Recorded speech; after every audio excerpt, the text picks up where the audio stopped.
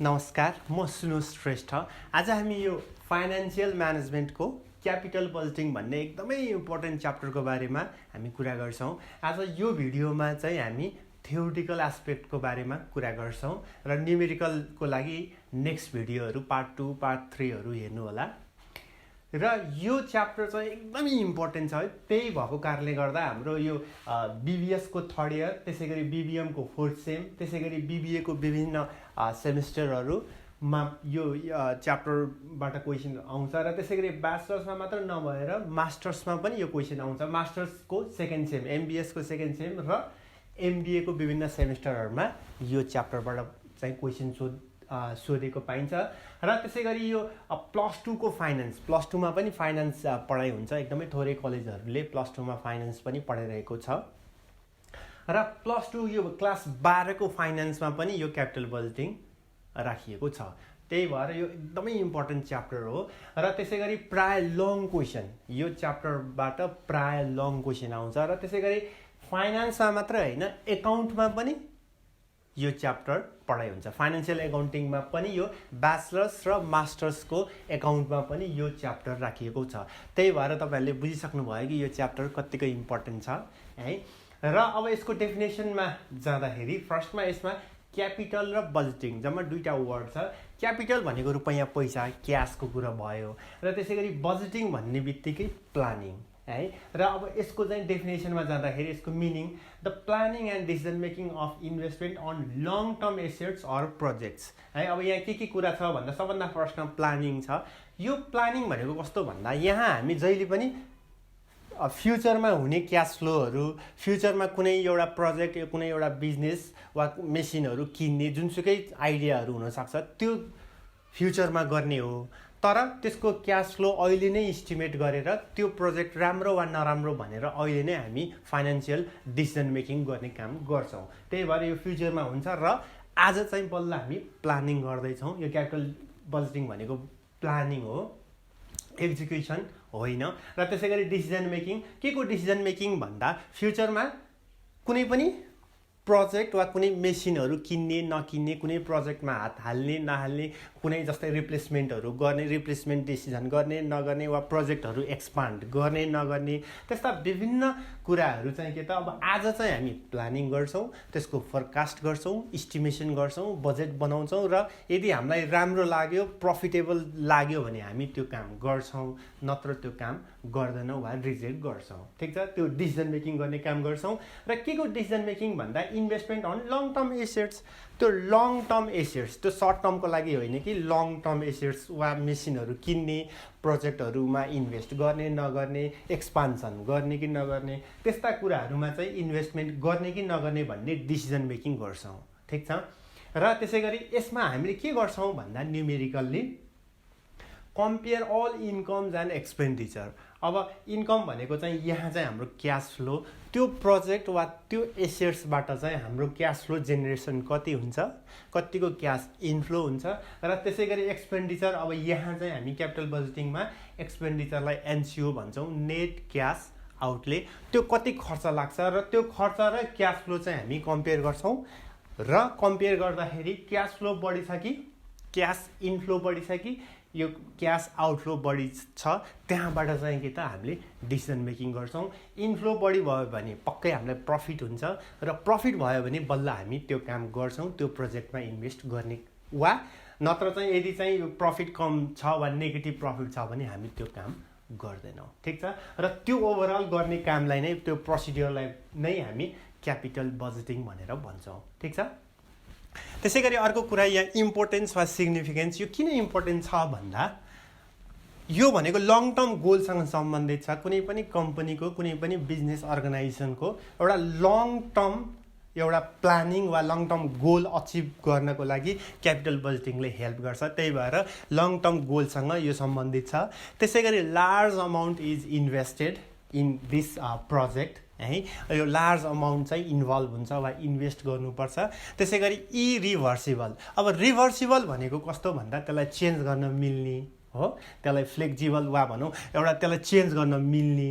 तर इरिभर्सिबल भनेको एकचोटि इन्भेस्ट गर्ने वा एकचोटि त्यो इन्भेस्ट गर्ने डिसिजन गरिसकेपछि अब चेन्ज गर्न नमिल्ने। त्यही भएर यो क्यापिटल बजेटिङ भनेको इरिभर्सिबल हो वा चेन्ज गर्न मिल्दैन, जसलाई हामी लङ टर्म इफेक्ट पनि भन्न सक्छौँ। त्यही भएर लङ टर्म इफेक्ट हुने भएकोले एकदमै यो इन्भेस्ट गर्ने वा नगर्ने भनेर पहिला नै एकदमै राम्रोसँग फाइनेन्सियल एनालाइसिस गरेर मात्रै इन्भेस्ट गर्ने वा नगर्ने भनेर डिसिजन गर्नुपर्छ। पछि फेरि हाम्रो डिसिजन रङ भयो भने हामीलाई लङ टर्म इफेक्ट वा भनौँ हामीलाई लामो समयसम्म लागि फाइनेन्सियल प्रब्लम पनि हुनसक्छ। त्यही भएर आज नै एकदमै राम्रोसँग चाहिँ एनालाइसिस गरेर इन्भेस्ट गर्ने वा नगर्ने भनेर डिसिजन गर्नुपर्छ। र त्यसै गरी इन्क्रिज इम्प्लोइमेन्ट, अब यसले इम्प्लोइमेन्ट इन्क्रिज गर्ने भयो, त्यसै गरी इकोनोमिक डेभलपमेन्ट हुने भयो, यो त एकदमै कमन पोइन्ट भइहाल्यो, ठिक छ। त्यसै गरी प्रोसेस, अब प्रोसेस यसको मोडालिटी कस्तो हुन्छ त? प्रोसेस कस्तो हुन्छ भन्दा यहाँ 4वटा चाहिँ स्टेपहरू दिइएको छ। फर्स्टमा चाहिँ जेनेरेसन अफ इन्भेस्टमेन्ट प्रपोजल। त्यो इन्भेस्टमेन्ट प्रपोजल फर्स्टमा त आइडिया जेनेरेसन हुनु पर्यो, जस्तै मेसिनहरू किन्ने वा नकिन्ने, जस्तै पुरानो मेसिनलाई फालेर बेचेर नयाँ मेसिन किन्ने, त्यो पनि हुनसक्छ। वा प्रोजेक्टहरू नयाँ नयाँ प्रोजेक्टमा इन्भेस्ट गर्ने वा ब्रान्चहरू थप्ने, हो त्यस्ता विभिन्न प्रपोजलहरू हुनसक्छ। त्यो पहिला आइडिया जेनेरेसन हुनु पर्यो वा जेनेरेसन अफ इन्भेस्टमेन्ट प्रपोजल पनि भन्छौँ यसलाई।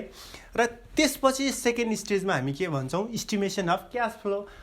त्यो प्रोजेक्टको लागि वा त्यो प्रपोजलमा एउटा क्यास इन्फ्लो हुन्छ, एउटा क्यास आउटफ्लो। पहिला क्यास आउटफ्लो कति हुन्छ त्यो थाहा पाउनु पर्यो, र त्यसै गरी त्यो प्रोजेक्टबाट कतिको क्यास इन्फ्लो हुन्छ त्यो पनि थाहा पाउनु पर्यो, वा त्यो चाहिँ इस्टिमेट गर्छौँ हामी, ठिक छ। त्यो सेकेन्ड स्टेजमा भयो। र त्यसै गरी थर्ड स्टेजमा इभ्यालुएसन गर्छौँ, भने त्यो प्रोजेक्टबाट आउने त्यो क्यास फ्लोको चाहिँ जस्तै अब पेब्याक पिरियड, विभिन्न टेक्निक्सहरू, payback period, net present value, त्यसै गरी internal rate of return IRR पनि भन्छौँ। त्यसको बारेमा चाहिँ हामी नेक्स्ट भिडियोमा कुरा गर्छौँ। न्युमेरिकल हामीले हिसाबहरू गर्नुपर्छ। त्यही इभ्यालुएसन नै गर्न नै यो होल च्याप्टर नै हामी न्युमेरिकल चाहिँ के त गर्छौँ, यही नै गर्ने हो। यसले के गर्छ भन्दा त्यो प्रफिटेबल हुन्छ कि हुँदैन, हामीलाई त्यो प्रोजेक्टमा इन्भेस्ट गरेर फाइदा हुन्छ कि हुँदैन भनेर हेर्ने टुलहरू, विभिन्न टेक्निक्सहरू हामी युज गर्छौँ, र त्यसैलाई हामी इभ्यालुएसन भनेर भन्छौँ। र अब फोर्थ स्टेजमा चाहिँ त्यो इभ्यालुएसन गरेर कुन चाहिँ बेस्ट भयो, त्यो बेस्ट अल्टरनेटिभलाई चाहिँ हामी के गर्छौँ त एप्रुभ गर्छौँ वा त्यसमा इन्भेस्ट गर्ने डिसिजन मेकिङ गर्छौँ। र यसैलाई चाहिँ हामी प्रोसेस अफ क्यापिटल बजेटिङ भनेर भन्छौँ, ठिक छ। अब हामी यो क्लासिफिकेसन अफ क्यापिटल प्रोजेक्ट्समा छौँ, वा भनौँ कस्तो खालको प्रोजेक्टहरू हुनसक्छ त भन्ने कुरा हो यो। यसमा फर्स्टमा छ इन्डिपेन्डेन्ट प्रोजेक्ट्स। इन्डिपेन्डेन्ट प्रोजेक्ट्सलाई नन म्युचुअली एक्सक्लुसिभ पनि भनेर भन्न सकिन्छ। यसले के भन्छ भन्दा projects whose cash flows are independent on each other. एउटा प्रोजेक्टसँग अर्को प्रोजेक्टको क्यास फ्लो चाहिँ डिपेन्डेन्ट छैन, जसलाई इन्डिपेन्डेन्ट छ भनेर भन्छौँ। वा एउटा प्रोजेक्टको क्यास फ्लो र अर्को प्रोजेक्टको क्यास फ्लोसँग केही डिपेन्डेन्सी हुँदैन भन्न खोजेको। जस्तै इक्जाम्पलको लागि एउटा ब्रिक फ्याक्ट्री, एउटा इँटाको कारखाना इन्स्टलेसन गर्ने र एउटा चाहिँ अर्को सुगर मिल चाहिँ इन्स्टलेसन गर्ने भन्दा यो सेलेक्ट गर्दाखेरि यो सेलेक्ट गर्न नसकिने, वा यो सुगर मिल सेलेक्ट गर्दा ब्रिक फ्याक्ट्री सेलेक्ट गर्न नसकिने, त्यस्तो खालको केही हुँदैन। यिनीहरूको रिलेसन त्यस्तो हुँदैन। यदि हामीसँग पैसा छ र ब्रिक फ्याक्ट्री र सुगर मिलको इभ्यालुएसन गर्दाखेरि दुइटैको एनपिभी पोजिटिभ छ भने हामी दुइटै प्रोजेक्टलाई छान्न सक्छौँ भने त्यस्तो खालको प्रोजेक्ट्सलाई हामी इन्डिपेन्डेन्ट प्रोजेक्ट्स भनेर भन्छौँ, ठिक छ। जसलाई हामी नन म्युचुअली एक्सक्लुसिभ पनि भन्छौँ, ठिक छ। र त्यसै गरी अर्को थर्डमा जाउँ, यो म्युचुअली एक्सक्लुसिभ भन्यो भने चाहिँ के त दुइटै सँगै चाहिँ आउन नसक्ने। यसको हेर्दाखेरि पनि लिटरली मिनिङ पनि के त म्युचुअली भनेको सँगै, एक्सक्लुसिभ भनेको इन्क्लुसिभ भयो भने आउन सक्ने भन्ने कुरो अर्थ लाग्छ, र एक्सक्लुसिभ भनेको सँगै आउन नसक्ने। जस्तै only one best alternative is chosen, एउटा मात्र प्रोजेक्ट चाहिँ चुज हुनसक्छ बेस्ट खालको। किन त भन्दा नट रिक्वायरमेन्ट। अब हामीलाई रिक्वायरमेन्टै छैन, मानौ एउटा मेसिन चाहिएको छ भने अब दुईटा मेसिन मन पर्यो, दुईटा मेसिनको एकदम पर्फर्मेन्स राम्रो भयो भन्दैमा दुईटै त हामी किन्दैनौँ नि त। अब हामीलाई चाहिने नै एउटा मात्रै छ।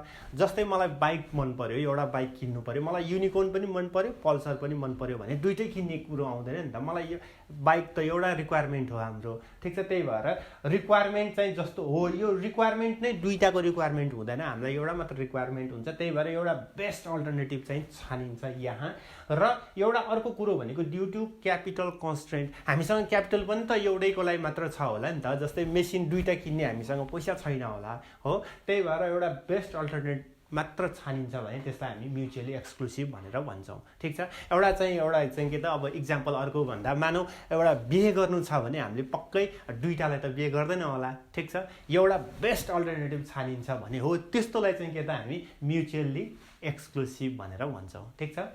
र त्यसै गरी अर्को डिपेन्डेन्ट प्रोजेक्ट भनेको कस्तो भन्दा एउटा प्रोजेक्टसँग अर्को प्रोजेक्ट पनि डिपेन्ड हुने, एउटा सेलेक्ट हुँदा अर्को सेलेक्ट हुनै पर्ने, वा एउटा सेलेक्ट भएन भने अर्को पनि सेलेक्ट नहुने खालको प्रोजेक्ट छ भने त्यस्तोलाई हामी डिपेन्डेन्ट भनेर भन्छौँ। जस्तै एउटा पुरानो बिल्डिङ किन्ने चाहिँ प्रोजेक्ट छ भने पुरानो बिल्डिङ किन्ने र अर्को प्रोजेक्ट भनेको चाहिँ के त भन्दा त्यसलाई रिनोभेट गर्ने, त्यसलाई मर्मत सम्भार गर्ने भने अब पुरानो बिल्डिङ किन्यो भने बल्ल मर्मत वा भनौँ रिनोभेट गर्ने हो नि त। यदि यो पुरानो बिल्डिङ नै नकिन्ने भए यो रिनोभेट गर्नु पनि परेन। यदि यो दुईटा प्रोजेक्ट छ भने अब पुरानो बिल्डिङ किन्ने कुरो भयो भने अब यो रिनोभेट पनि गर्ने, यदि पुरानो बिल्डिङ चाहिँ नकिन्ने कुरो भयो भने यो रिनोभेट पनि नगर्ने खालको डिसिजन गर्नुपर्ने हुन्छ, जसलाई हामी डिपेन्डेन्ट प्रोजेक्ट्स भनेर भन्छौँ, ठिक छ। र इक्जाम भ्यू पोइन्टले यो इन्डिपेन्डेन्ट प्रोजेक्ट्स र यो म्युचुअली एक्सक्लुसिभ प्रोजेक्ट्स बढी आइरहेको हामी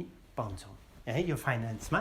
र त्यसै गरी यो रिप्लेसमेन्ट, अब रिप्लेसमेन्ट भनेको कस्तो भन्दा हामीसँग पुरानो मेसिनहरू छ र त्यो पुरानो मेसिन पनि चल्छ र अब नयाँ मेसिन किन्दाखेरि बढी हामीलाई प्रोडक्टिभिटी बढ्छ कि फाइदा हुन्छ कि पुरानै मेसिन चलाउँदाखेरि चाहिँ फाइदा हुन्छ भन्ने कुरा एनालाइसिस गर्ने प्रोजेक्ट्सलाई हामी रिप्लेसमेन्ट प्रोजेक्ट्स भन्छौँ। प्राय एकाउन्टमा ब्याचलर्स र मास्टर्स दुवैमा एकाउन्टतिर चाहिँ रिप्लेसमेन्ट प्रोजेक्टहरू बढी सोधिएको पाइन्छ। र फाइनेन्समा चाहिँ यता यो इन्डिपेन्डेन्ट प्रोजेक्ट्स जसलाई हामी नन म्युचुअली एक्सक्लुसिभ र त्यसै गरी म्युचुअली एक्सक्लुसिभ प्रोजेक्ट्सहरूकोबाट क्वेसन आएको हामी पाउँछौँ।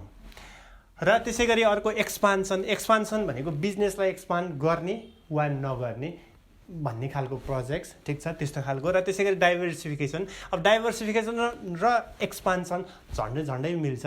अब डाइभर्सिफिकेसन भनेको चाहिँ कस्तो भन्दा एउटा प्रडक्टको डाइभर्सिफिकेसन हुन्छ, एउटा मार्केटको डाइभर्सिफिकेसन।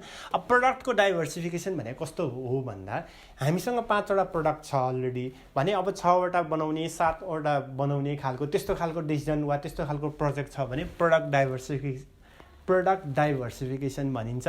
र त्यसै गरी मार्केट डाइभर्सिफिकेसन भनेको कस्तो भन्दा यदि हाम्रो चाहिँ प्रडक्ट अहिले काठमाडौँ जिल्लामा चाहिँ हामीले बेचिरहेका छौँ भने यदि हामी चाहिँ भक्तपुरमा पनि जान्छौँ वा ललितपुरमा जान्छौँ वा आउट अफ भ्यालीमा जान्छौँ भने त्यसरी डाइभर्सिफाई गर्छौँ भने त्यस्तोलाई हामी मार्केट डाइभर्सिफाई भनेर भन्छौँ, ठिक छ। र त्यसै गरी अर्को इभ्यालुएसन टेक्निक्स वा ऱ्याङ्किङ प्रपोजल पनि भन्छौँ। यस्ता प्रपोजलहरूलाई ऱ्याङ्किङ गर्ने वा इभ्यालुएसन गर्ने जसलाई हामी क्यापिटल बजेटिङ टेक्निक्स पनि भन्छौँ। वा अब यो टेक्निक्सहरू न्युमेरिकल्ली हामी पढ्छौँ र यही टेक्निक्सहरूबाट नै हामीलाई न्युमेरिकल्ली इक्जाममा सोधिन्छ। र यसमा पनि ब्रोडली दुईटा क्याटेगोराइज गर्न सकिन्छ यो टेक्निक्सहरूलाई। एउटा चाहिँ हामी नन डिस्काउन्टेड टेक्निक्स भनेर भन्छौँ भने एउटा चाहिँ के त डिस्काउन्टेड टेक्निक्स भनेर भन्छौँ। नन डिस्काउन्टेड भनेको कस्तो भन्दा टाइम भ्यालु अफ मनीलाई कन्सिडर नगरेर हामीले इभ्यालुएसन गर्छौँ भने त्यस्तोलाई नन डिस्काउन्टेड भन्छौँ, जसमा हामी दुईटा पेब्याक पिरियड मेथड र एकाउन्टिङ रेट अफ रिटर्न यो दुईटा पढ्छौँ भने डिस्काउन्टेडमा चाहिँ हामी यो 5वटा discounted payback period, net present value, profitability index, त्यसै गरी internal rate of return IRR, त्यसै गरी मोडिफाइड आइआरआर, यो 5वटा चाहिँ हामी पढ्न सक्छौँ। र अब कुन चाहिँ राम्रो कुन चाहिँ सुपेरियर भन्दा पक्कै डिस्काउन्टेड चाहिँ राम्रो, किन भन्दा डिस्काउन्टेडले हाम्रो टाइम भ्यालु अफ मनीलाई कन्सिडर गर्छ, फ्युचरमा हुने क्यास फ्लोलाई चाहिँ प्रेजेन्ट भ्यालुमा कन्भर्ट गर्ने, रिक्वायर रेट अफ रिटर्नले डिस्काउन्ट गर्ने र त्यसरी गरेको डिसिजन चाहिँ एकदमै पर्फेक्ट हुन्छ भन्ने हामी पढ्छौँ र यो न्युमेरिकल्ली चाहिँ हामी नेक्स्ट पार्टमा पार्ट 2, पार्ट 3, पार्ट 4, पार्ट 5हरू हेर्नको लागि मैले अनुरोध गरेँ यहाँहरूलाई। र यो भिडियो कस्तो लाग्यो, यदि राम्रो लाग्यो भने पक्कै सेयर गरिदिनु हुन्छ भन्ने मैले आशा गरेँ। अहिलेलाई यति नै गरौँ। धन्यवाद। नमस्ते।